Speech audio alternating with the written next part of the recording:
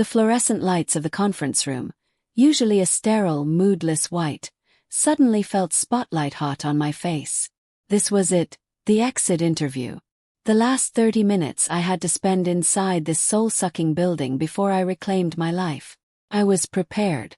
I had rehearsed the bland corporate non-answers. Seeking new opportunities, a better work-life balance. I'm excited to pursue my long-term career goals elsewhere.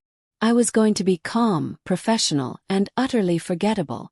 My HR rep was Maria, a woman I barely knew, who always seemed to be hidden behind a fortress of spreadsheets and quiet competence. She was the kind of person who wore sensible cardigans in July and never raised her voice above a library whisper. She was currently flipping through my termination paperwork with the efficient, slightly bored air of someone who'd done this 1,000 times. I remember thinking, just get through this, Maya. Don't make waves. She cleared her throat, not looking up. So, Maya, just confirming the standard information. We appreciate your 3 years here. Can you share the primary reason you decided to leave our employ? Took a breath. I was ready to give the standard line. But something in the utter mechanical coldness of the question just snapped the last thread of my carefully constructed professionalism. Why should I lie? Why should I protect them? They certainly hadn't protected me. The polite mask I'd worn for months, the one that hid the constant churning anxiety and the early morning dread, just slipped. I looked Maria straight in her very tired eyes and said with absolute clarity, I'm not leaving for a new opportunity, Maria. I'm leaving because of Robert Harrison. I paused, letting the name hang there, heavy and poisonous. Specifically, I'm leaving because of the sustained, relentless workplace bullying by Robert, and the absolute failure of this organization to do anything about it. I expected the official HR response. A stiff nod, a scribbled note, and a promise that all feedback is taken seriously. The standard operating procedure for sweeping the uncomfortable truth under the expensive corporate rug. What I got instead was a complete system shutdown. Maria's pen clattered onto the polished mahogany table. She didn't say anything, but her face. Oh, her face. It was a sudden, devastating landscape of shock and utter defeat. Her normally perfectly composed expression fractured, melting into this look of raw, unvarnished pain. Her eyes, magnified slightly by her glasses, immediately welled up. At first it was just a shaky breath, a hiccup of surprise. But then the tears started. Not a discreet, single-track tear.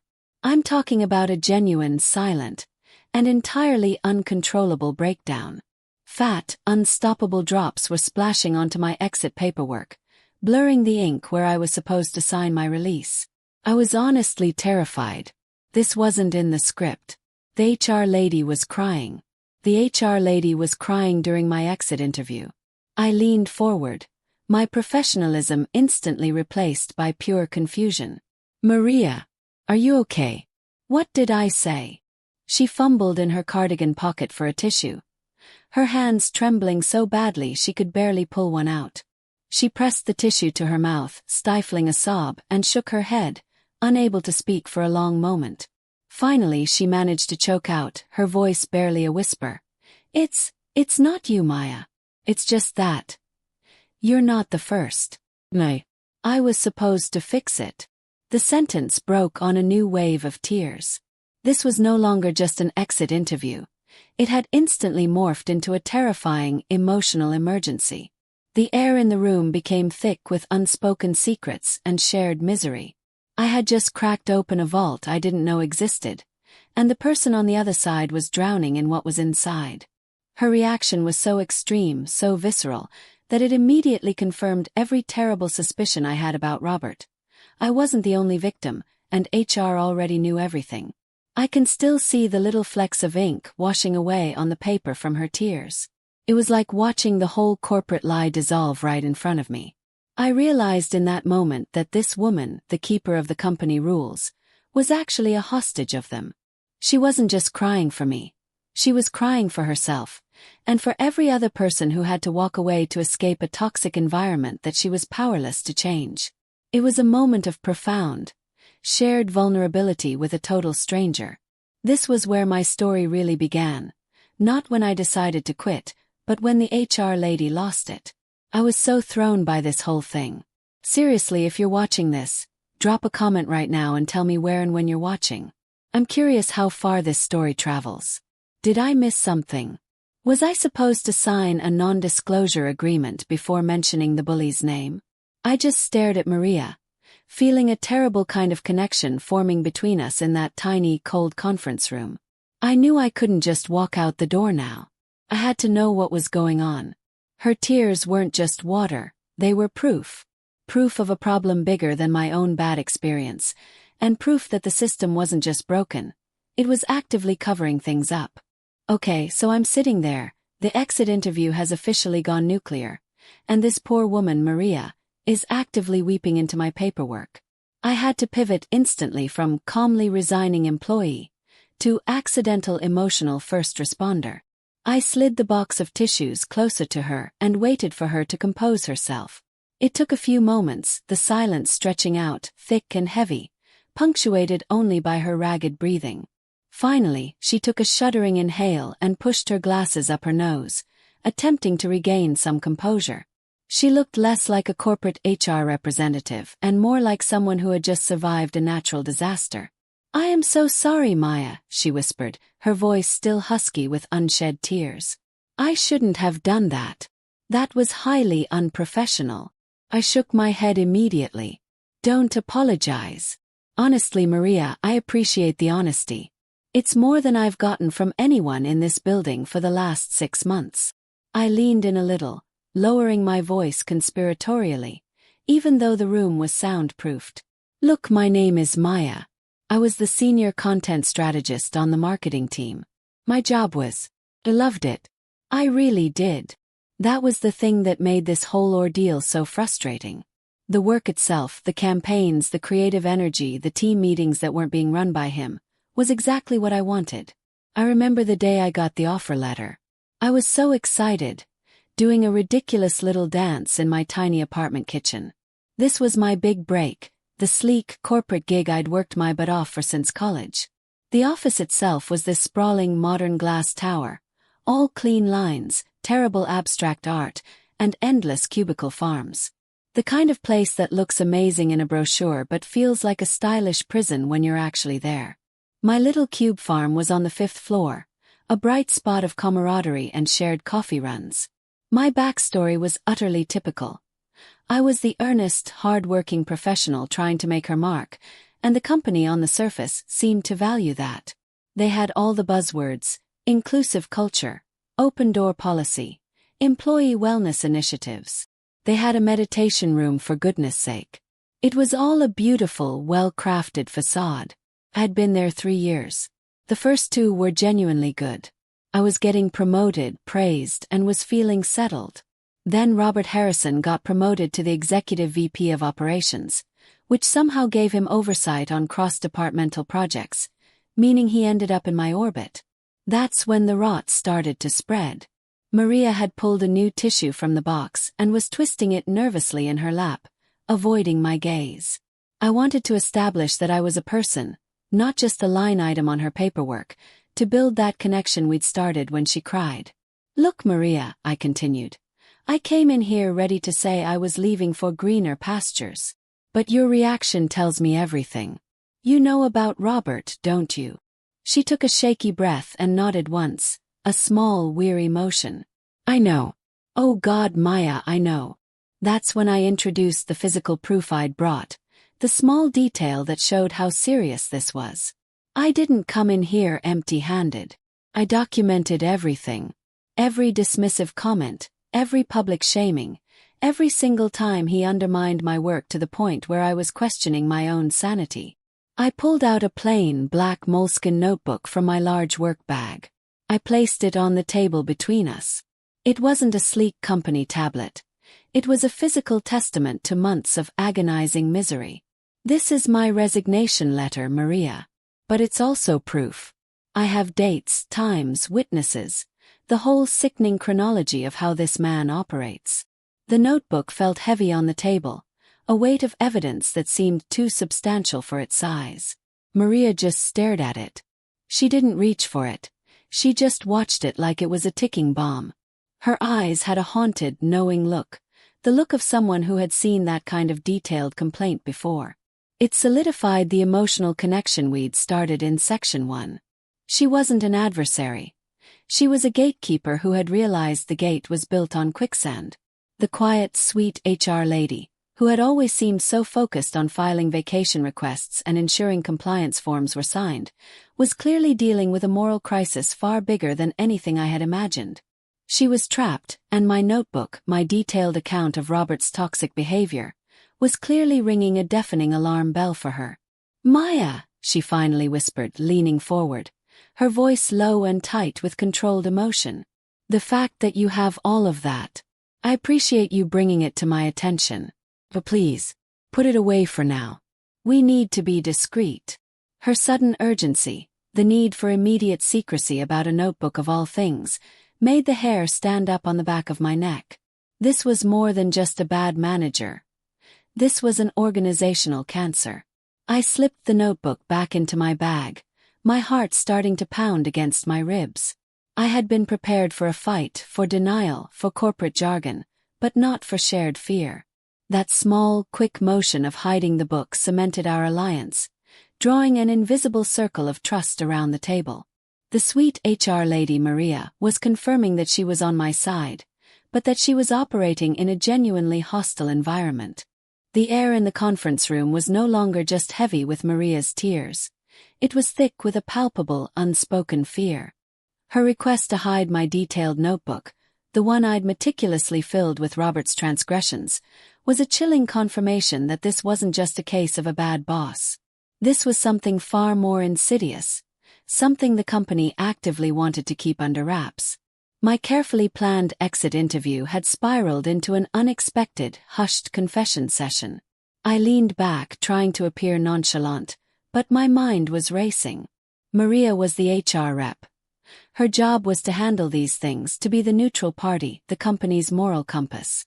Yet, here she was, whispering about discretion like we were sharing state secrets.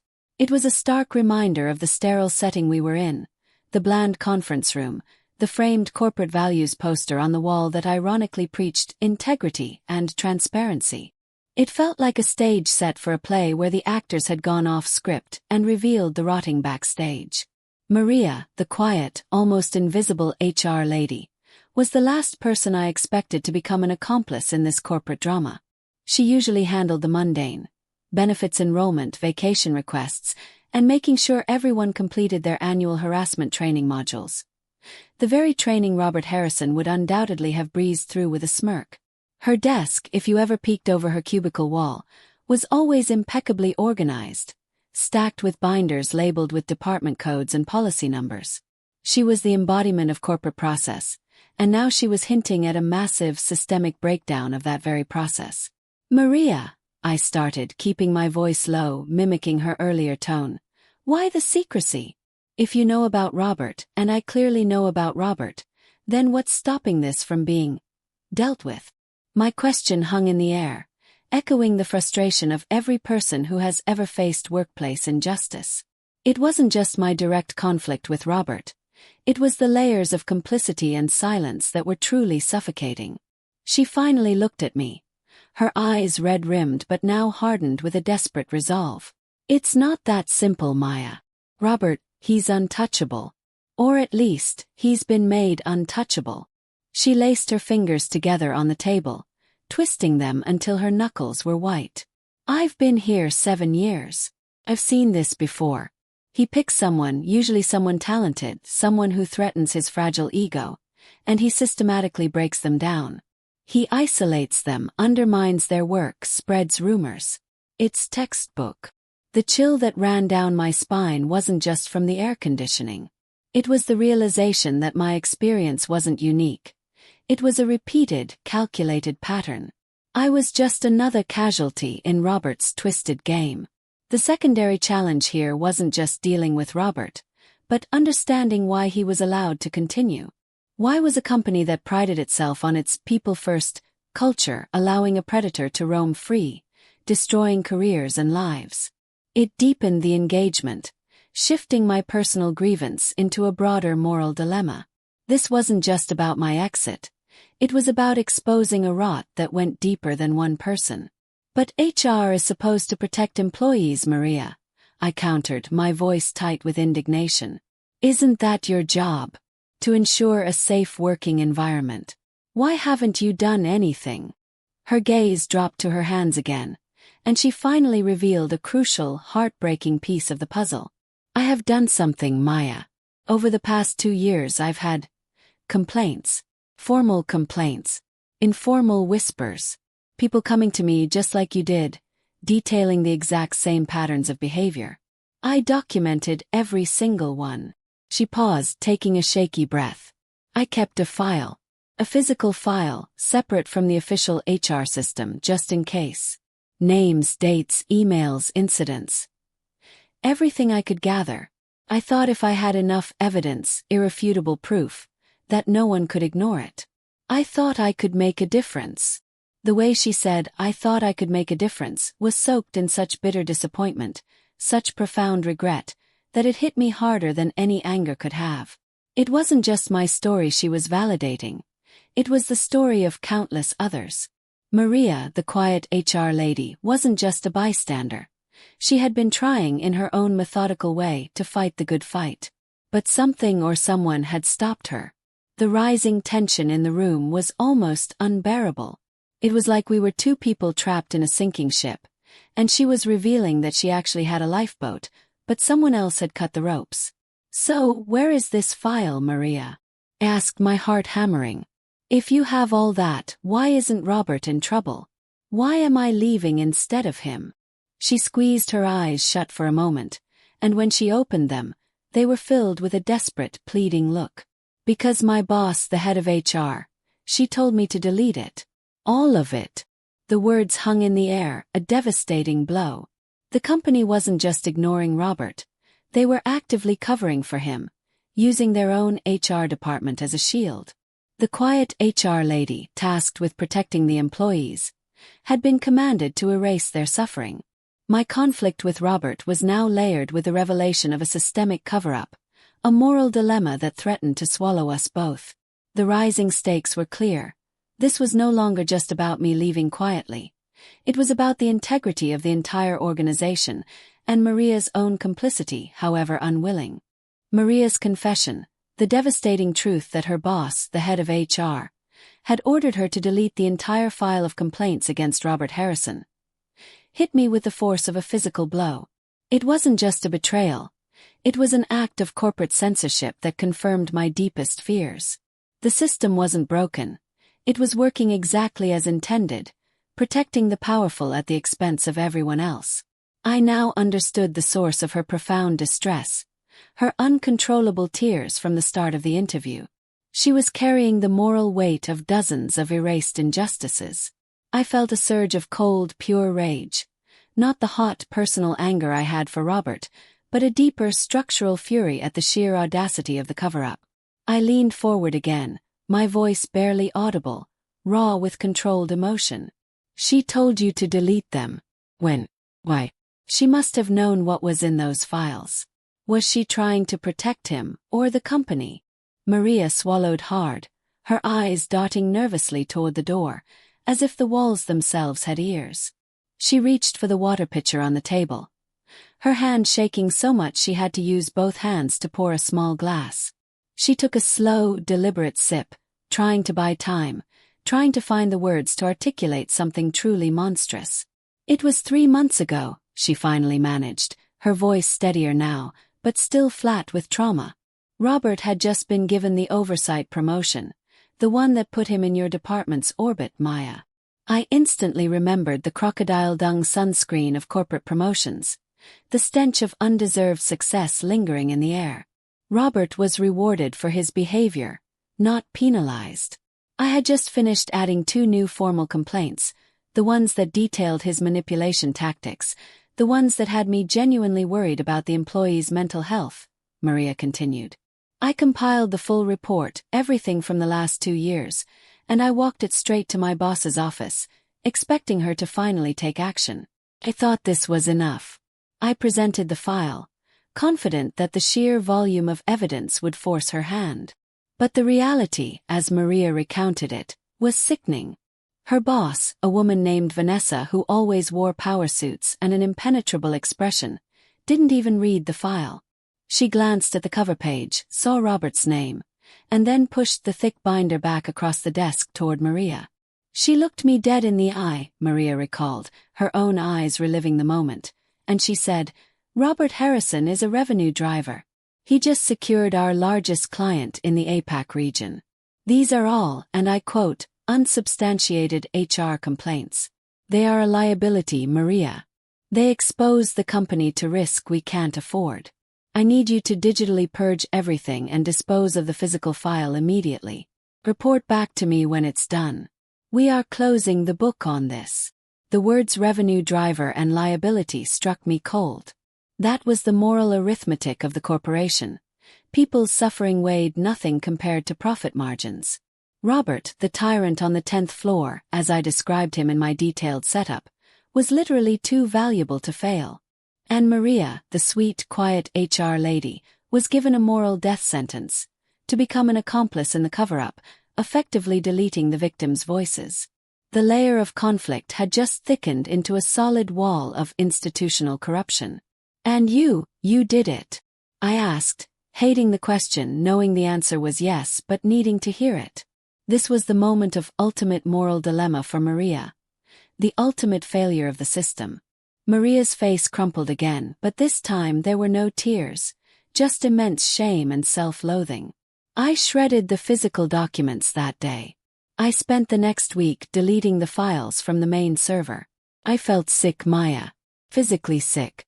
But I have 2 kids, have a mortgage. And Vanessa made it very clear. My job, my career, my livelihood depended on my absolute compliance. I was terrified. I did what I was told. I became a part of the problem.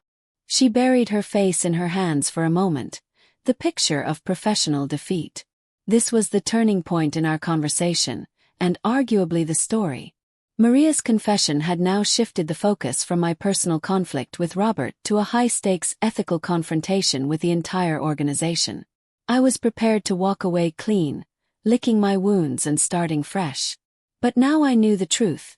A truth that implicated the head of HR and protected a known bully based on his financial performance. The emotional stakes had skyrocketed.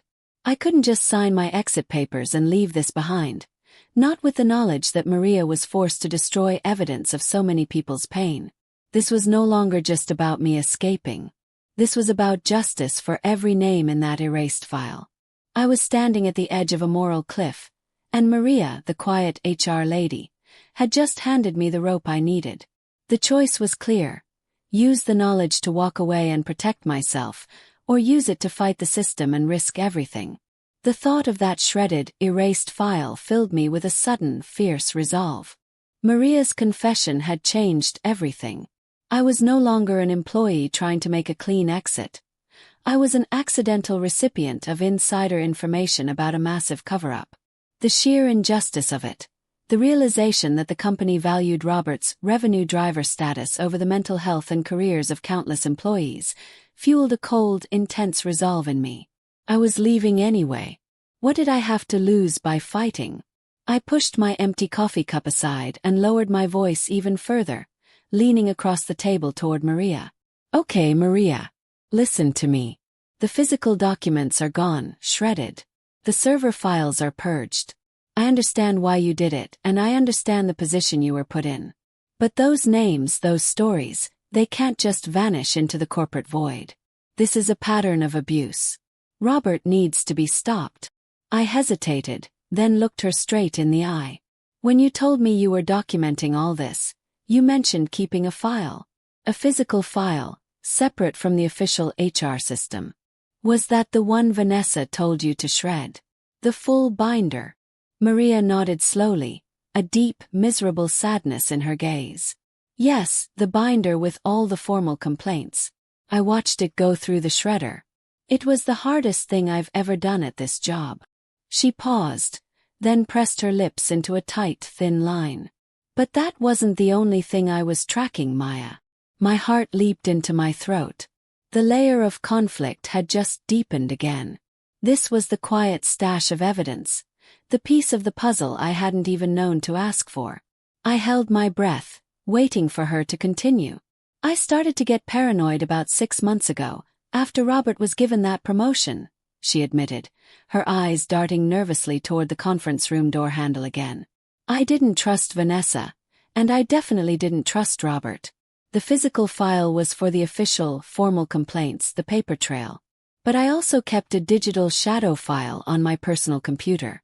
It wasn't on the corporate network. I'd transfer the pertinent emails, the meeting notes, and my own documentation of the incidents from the physical file and keep them locked down. She explained her reasoning, which was a brilliant yet terrifying act of defiance. She knew if the company ever truly wanted to erase Robert's history, the easiest way would be through the official, traceable HR channels. By moving the evidence onto her own encrypted drive off-network, she was taking a massive personal risk but safeguarding the truth. It wasn't every single thing from the shredded binder, but it was all the key pieces, she whispered. The witnesses, the dates, the particularly damaging emails, the summaries of the 2 formal complaints that pushed me to go to Vanessa. It's the whole, sickening truth. She confessed that she had been terrified to delete the only remaining proof. For weeks, the file had sat on her personal laptop at home, a secret burden she couldn't share with her husband or her colleagues. It was the moral conflict, the choice between protecting herself and protecting the truth, that was causing her immense distress, the kind that led to her emotional breakdown at the start of our interview.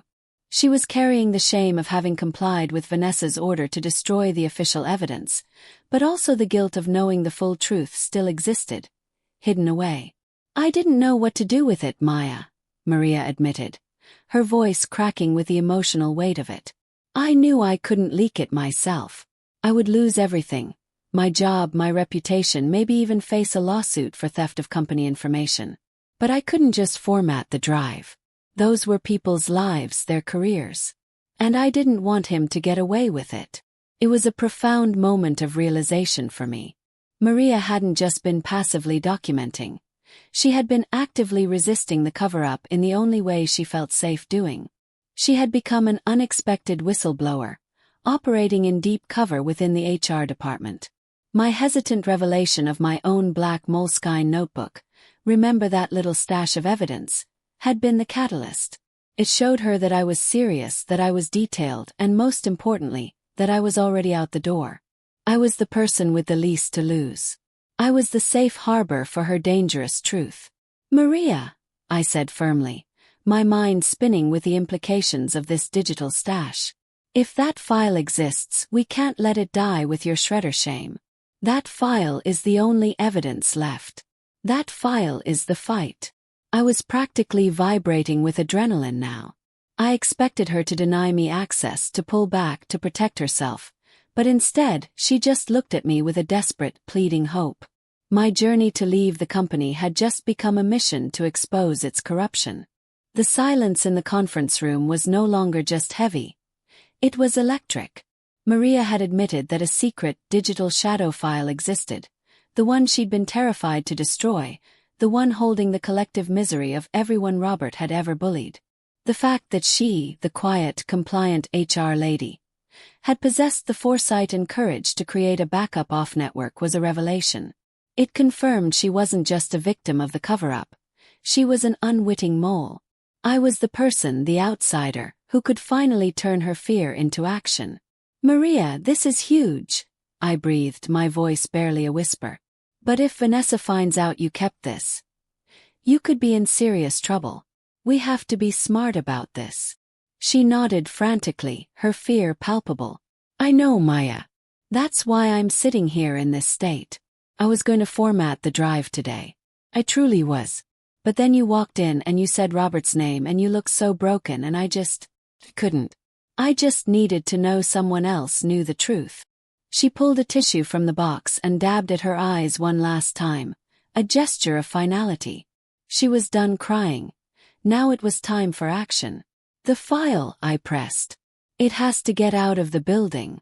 It has to get into safe hands. It's not here, she clarified, leaning in even closer, her eyes locked on mine. It's on an encrypted USB drive at my house. Keep it locked away. It's the only place I felt safe keeping it. I knew if I kept it on a company device, it would be found and wiped. But I can't mail it to you, and I can't walk out of the building with you. The logistics of transferring this corporate time bomb were suddenly the most critical issue. I looked down at my hands, thinking furiously. I had my personal phone and my work laptop, which I'd have to turn in before the end of the day. A direct transfer was impossible, too risky. We needed a covert operation, a way for her to pass the evidence to me without leaving a single traceable footprint on company property or security cameras. Maria, seeing the problem clearly, took a deep, fortifying breath and made the definitive leap. This was the turning point where she stopped being the passive, fearful HR lady and became an active co-conspirator. "I know what I have to do," she stated, her voice surprisingly firm. "I cannot expose this myself. But you, Maya, you are already leaving. You have no professional connection to this company by the end of the day. You are the clean break." She reached into her sensible cardigan pocket, and my breath caught. I thought she was going to pull out a phone or maybe a key. Instead, she produced a tiny, plain, silver-colored USB drive. It was so small, no bigger than my thumbnail, completely generic. My eyes widened in confusion. "But you said it was at home." A faint, almost triumphant smile touched the corner of her lips, the first genuine sign of relief I'd seen all day. "This is a decoy." "Well, not a decoy exactly. This is my file. The one I keep for myself," she quickly clarified. "Remember my Moleskine notebook? The one you showed me? I keep a personal version of that too. This drive contains my own personal logs and records that I keep updated in case I ever needed to defend myself, or if I had to blow the whistle. It contains the cross-references and the details about where the main file, the one with everyone else's complaints, is stored. I can't give you the main drive today, but I can give you the roadmap to it." "This is encrypted, obviously," I whispered, pointing at the tiny device. "Triple encrypted. I'll text you the password from my personal cell phone when I get home tonight. Do not try to open this until you are completely off company property and using a secured, non-work device." The gravity of the situation was immense. This wasn't just an exchange of information. It was a pact. Maria was entrusting me with the keys to her personal life and career, and more importantly, the only remaining truth about Robert and the corporate cover-up. The rising drama was all about this tiny piece of metal on the table. How were we going to get it to me? We were in a conference room with a large glass window, potentially visible to anyone walking by. Maria had already thought of that. She looked at her watch and then stood up abruptly, pulling out her phone. "I need to call IT. Say there's a connectivity issue in here, and I need them to check the network port." She looked at me, a silent, urgent plea in her eyes. "When I leave this room, I'm going to drop my pen on the floor, right by your chair. I'll make a show of bending down to get it." She quickly indicated the small space between my chair and the wall, where a potted plant sat. "You be ready. When I bend down, you slide your bag strap off your shoulder, grab my pen and put this drive in its place. No hesitation. Do not look down." The plan was clumsy, simple, and terrifyingly public, but it was all we had. The tiny USB drive sat there, a silent promise of revenge, truth, and profound professional risk. My heart was pounding a frantic rhythm against my ribs. I was walking out of this company with much more than just a severance package. I was walking out with the moral burden of a quiet HR lady and a file of corporate sins. Maria's plan was brilliant in its simplicity, but terrifying in its execution. The moment she proposed the covert drop, the feigned IT call, the dropped pen, the quick swap of the tiny USB drive, the atmosphere shifted entirely from emotional confession to high-stakes espionage. This wasn't the cushy corporate exit I'd planned. This was a scene straight out of a thriller. The stakes were no longer just my career, but Maria's entire life and the slim chance for justice for every victim Robert had silenced. Maria stood up decisively, her face pale but focused. She pulled out her personal mobile phone, not the company one, and dialed a number, holding her hand over the speaker but clearly saying, "Hi, IT? Yes, this is Maria in HR. I'm in conference room C." The network port here seems to be fluctuating, and I'm having trouble connecting my device. Could someone pop over to check the connection on the floor? She kept her voice firm and professional, the practiced tone of a person used to getting things done. She was establishing her cover. She then placed her phone face down on the table, a clear signal that the time for the exchange was now. My heart was pounding so hard I was worried she could hear it. I subtly slid my large, heavy work bag off my shoulder and placed it on the floor beside my chair, making sure the strap was facing the aisle and the opening was easily accessible. I casually crossed my arms, trying to look bored, like I was just waiting for the next tedious part of my exit paperwork. Maria moved to the side of the table nearest me, pretending to tidy up the scattered papers, my exit paperwork, her notes, and the box of tissues. She paused directly beside my chair, directly over the space where my bag sat next to the decorative potted plant. Then she let out a small, quiet gasp, a perfect tiny piece of acting. "Oh goodness," she murmured. She leaned down, making a loud, exaggerated clatter as she dropped her favorite pen, a bright, recognizable red one, right next to the potted plant, almost touching my bag strap. This was my cue. I didn't hesitate. I kept my eyes fixed straight ahead, looking at the beige wall and the ridiculous Synergy poster, and moved only my hand. It was a blur of motion. As Maria bent over, her back completely shielding me from the conference room door, I reached down, my fingers instantly finding the cold, tiny silver USB drive she had placed on the table earlier. I scooped it up in my palm. In the same movement, my other hand grabbed the strap of my bag, and I quickly, blindly tucked the USB drive into the small, hidden inner zipper pocket of the bag. Simultaneously, I snatched up the dropped red pen and, as if to aid her, gently placed it back on the table in front of her. Took maybe 2 seconds tops. When Maria straightened up, she was slightly breathless. She didn't look at me, but her eyes held a spark of pure, focused intensity. She quickly picked up the red pen I'd returned and slipped it back into her cardigan pocket. The mission was complete. The evidence was secured. The turning point of the entire story, the transfer of the hidden truth, had just occurred in the most mundane, high-tension way possible. "Thank you, Maya," she said, her voice sounding perfectly normal now, the earlier tears completely gone, replaced by an urgent, almost giddy determination. "IT should be here momentarily. Now, let's finish up the remaining items on your checklist."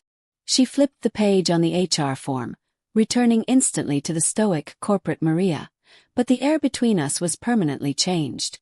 We were co-conspirators in a silent pact.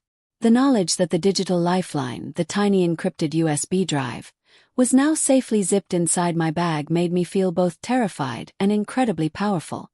As she droned through the rest of the checklist, discussing my final paycheck, Cobra health insurance options, and the return of company property, the very laptop I was about to hand over, my mind was spinning. The digital file was the key, but how was I going to use it? I couldn't just anonymously leak it.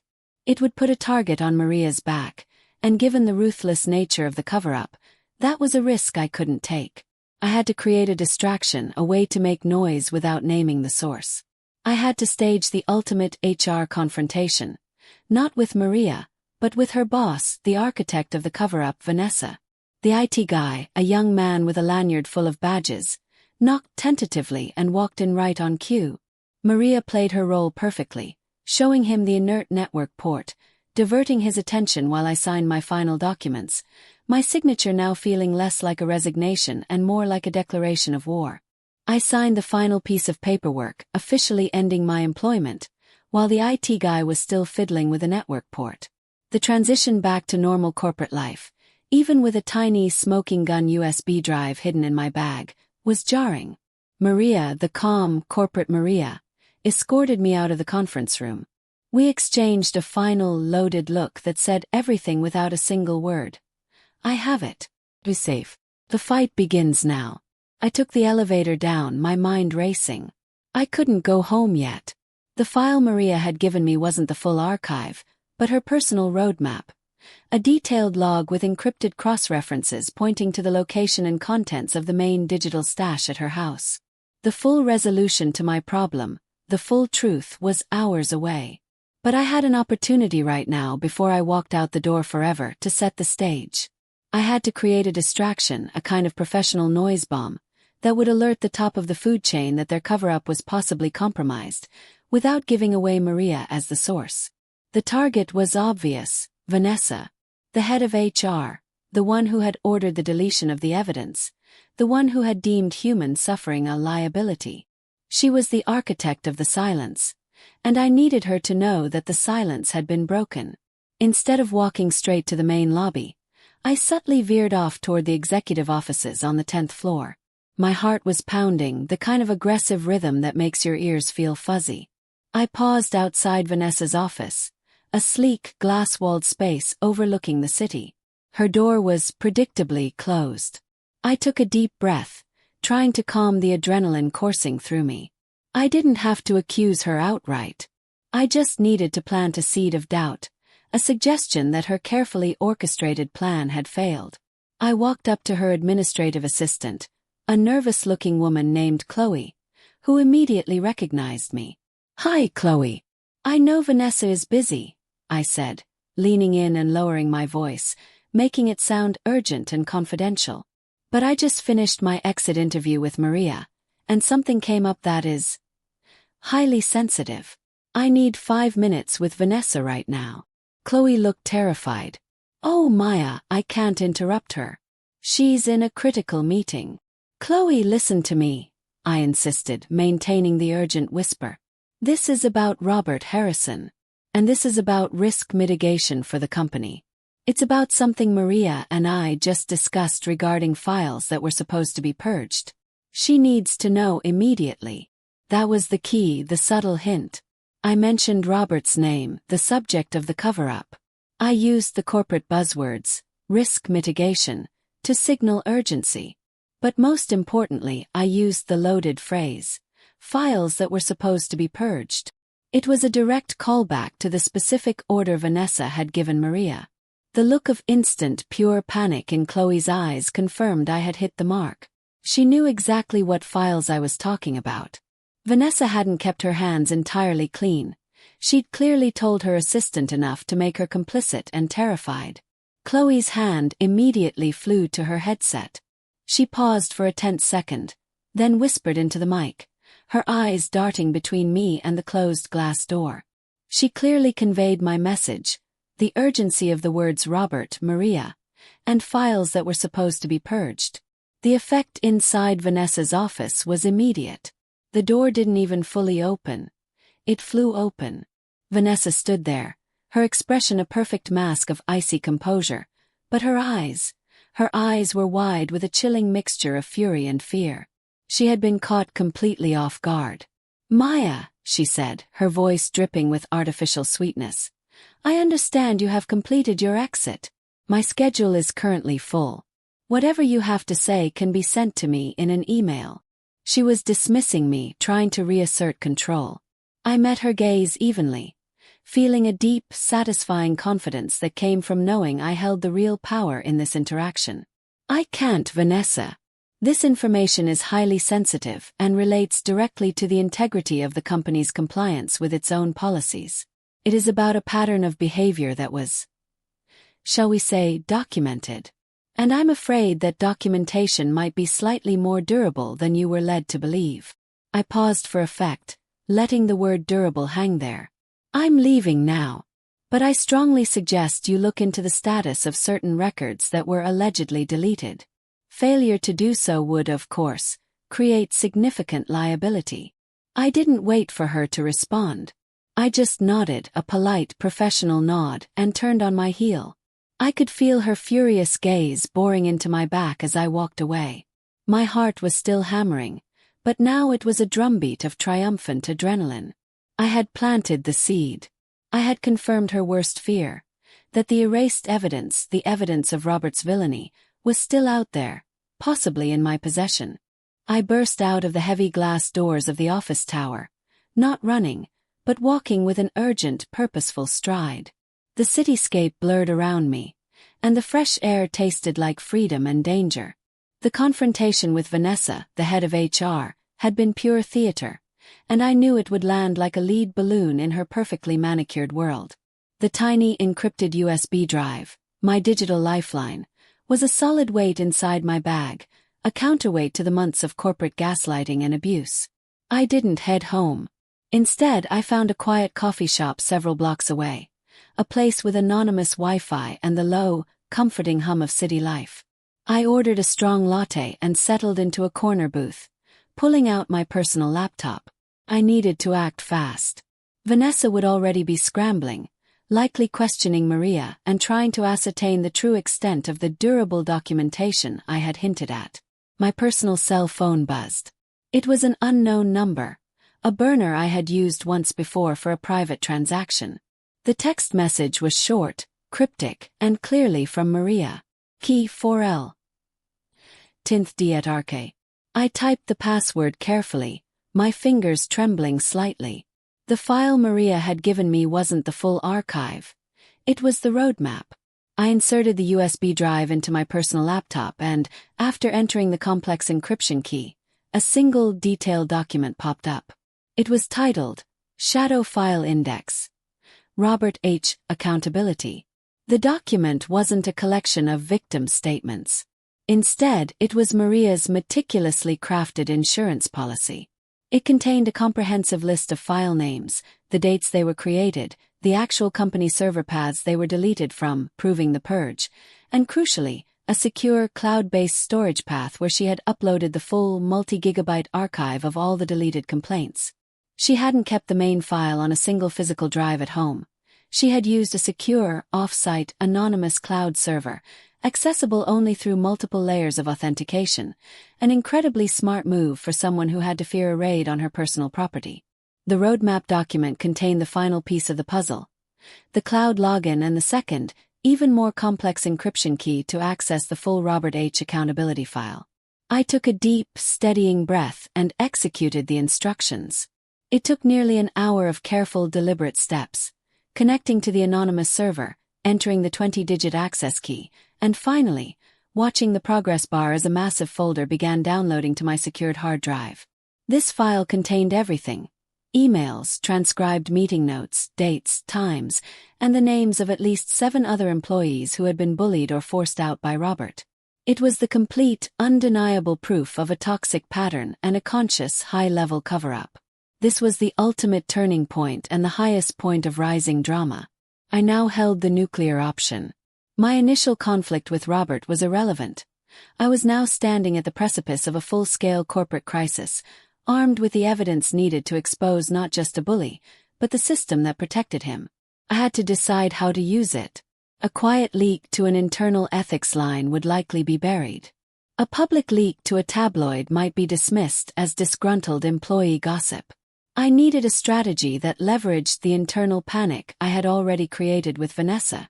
I looked at the names in the file, people I had walked past in the halls, people who had left quietly, their careers damaged, their stories erased. I couldn't let Maria's massive personal risk and the collective suffering of these victims be for nothing. The fight had to be public enough to prevent a cover-up, but directed enough to force internal action. The clock was ticking, because I knew Vanessa was already breathing down Maria's neck. I needed a high-impact, immediate action that would leave no room for doubt or delay. The full Robert H. accountability file was now safely downloaded onto my personal, encrypted hard drive. It was overwhelming, a dense record of human misery and corporate complicity. I knew I couldn't just release it into the wild. That would expose Maria instantly, and it would allow the company to frame the incident as an information leak rather than a systemic failure. I needed a way to use the evidence to force an internal reckoning. I decided to amplify the internal panic I'd created when I confronted Vanessa. My confrontation with her wasn't just a threat. It was a signal that someone had the durable evidence. Now I needed to prove it. I focused on one specific irrefutable piece of evidence from the file, an email Robert had sent to his team, including a public BCC to me, which contained a deeply sexist, thinly veiled insult about my work, and which Maria had marked as a formal harassment flag. I crafted a highly formal, highly professional email, addressed not just to Vanessa, but carbon-copied CC to two other key people, the CEO and the Chief Legal Officer, CLO. This was the rising drama, the point of no return. My email was concise and devastating. I started by confirming my clean exit and my commitment to the company's stated values. Then I dropped the bomb. I stated clearly that during my exit process, I became aware of a pattern of abuse by Robert Harrison, a pattern that was extensive, documented, and known to certain members of HR leadership.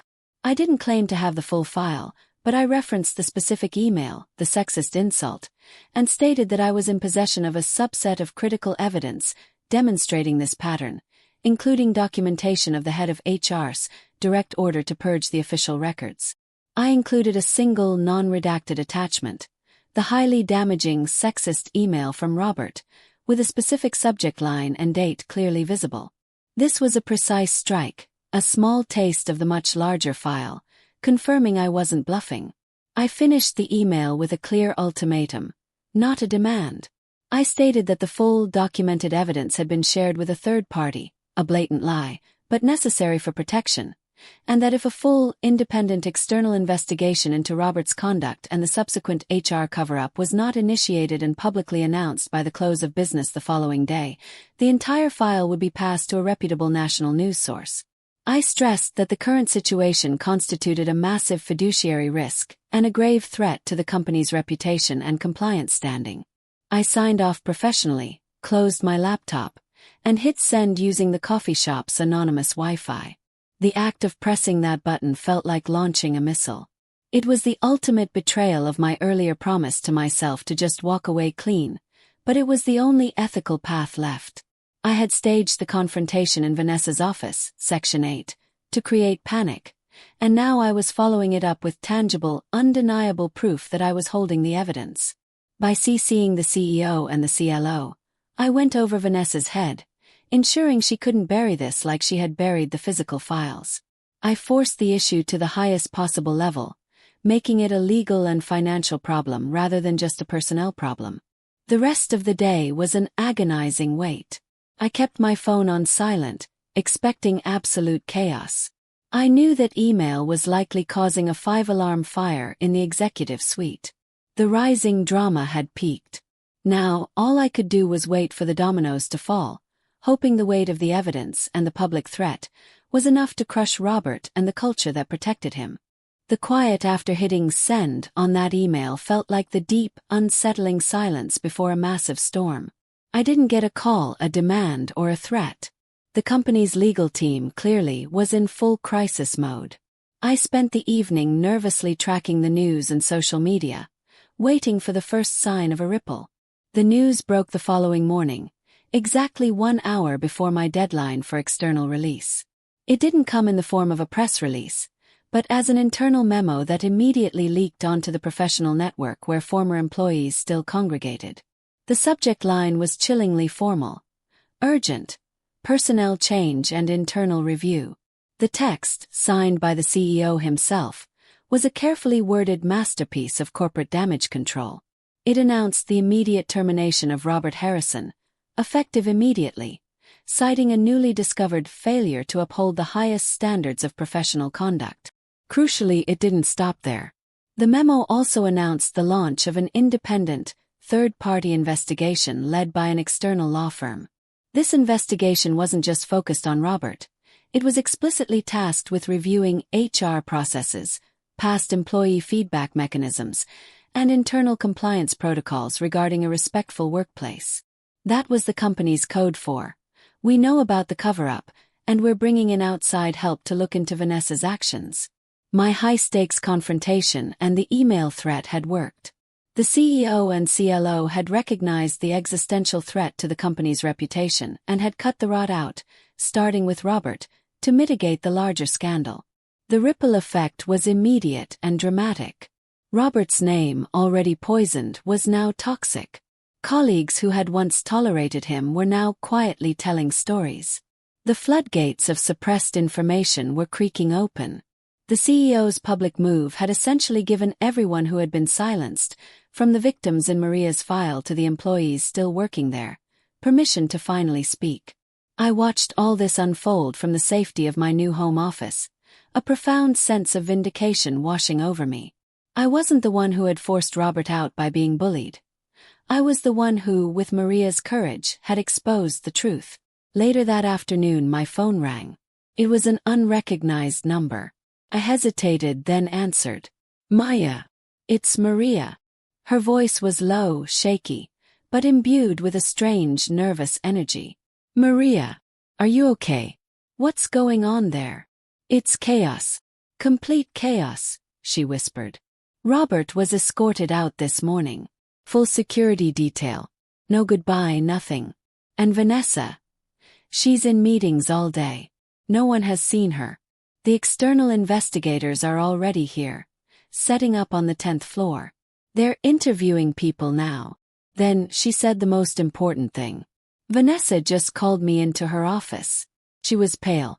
She said, Maria, did you leak the file? What did you say? I asked, my heart hammering for her. I looked her straight in the eye, Maya, Maria recounted, her voice hardening with pride. And I said, Vanessa, I followed your direct order. I shredded the physical documents, and I purged the files on the server. You confirmed the deletions yourself. I have absolutely no idea what Maya is talking about. Maria had stood her ground, using Vanessa's own cover-up instructions as her perfect defense. She had purged the official records, exactly as she was told. She had not been asked, nor had she confessed to, creating a personal shadow file. Because of the external investigation, Vanessa couldn't openly accuse Maria without implicating herself in the initial cover-up, a classic, beautiful double bind. Maria was safe for now. Robert was gone. The toxic culture was exposed. It was the resolution I had hoped for, not just for myself, but for the quiet, sweet HR lady who had dared to keep the truth. The dust settled slowly over the next few weeks. Robert was gone, vanished from the corporate landscape. The external investigation was underway, and the office was reportedly a very different, quieter place. The toxic swagger replaced by a cautious, tentative relief.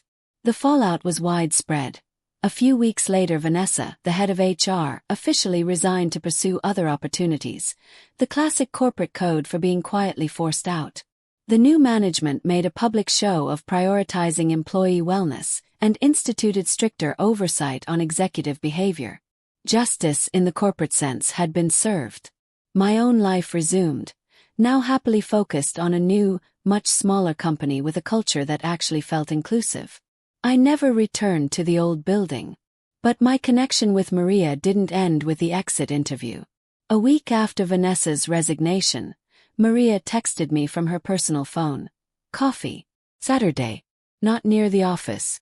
We met in a small, nondescript cafe miles away from the glass tower. She looked like a weight had been lifted. The weary lines around her eyes were softer, and she was wearing a bright scarf, a small detail I'd never seen her wear at the office. I resigned too, Maya, she told me over coffee. After Vanessa left, they offered me her job actually. Interim head of HR. I was shocked. And you didn't take it? I couldn't, she admitted, stirring her tea. I looked at that job and I realized that my most ethical, bravest act there was keeping that secret file. My job had forced me to be a conspirator against people I was supposed to protect. I couldn't go back to that desk, even with a promotion. I'm going to use the money I saved to go back to school for a degree in ethics and compliance consulting. I want to build systems that can't be corrupt. It was an unexpected, satisfying twist. Maria wasn't just safe. She had been freed, inspired to turn her trauma into a new career path. She was now actively fighting the system from the outside. What about the file? The full one? I asked her. I want you to keep it, Maya, she said firmly. You are the custodian of that truth. If the company ever tries to backpedal on the changes or if the new HR starts reverting to old habits, you have the proof. It's a non-disclosure agreement with a conscience. We talked for hours that afternoon, two unlikely friends, the former employee who refused to be silenced, and the quiet HR lady who refused to destroy the evidence. We had a shared trauma and a shared victory. Maria, the woman who had cried during my exit interview, was now a source of deep, unexpected friendship and moral clarity. The resolution was complete. Robert was out, the cover-up was exposed, Maria was safe and empowered, and I was free. But there's always a lingering question when you dismantle a system like that. The company paid a high price in reputation and legal fees. But did they truly learn the lesson? Did the executive suite truly believe that people were more valuable than a revenue driver? Or did they just learn to be better at covering up their tracks next time? I have the file, the absolute proof, locked away. It's my insurance policy, not just for myself, but for Maria, and for anyone else who might walk into that glass tower hoping for a great career. I look at it sometimes and think about how the quietest people often hold the biggest secrets. If you like this story, if you've ever had a job where you had to choose between your paycheck and your principles, drop a comment, like, and subscribe. Let me know what you would have done if you were in that conference room with Maria.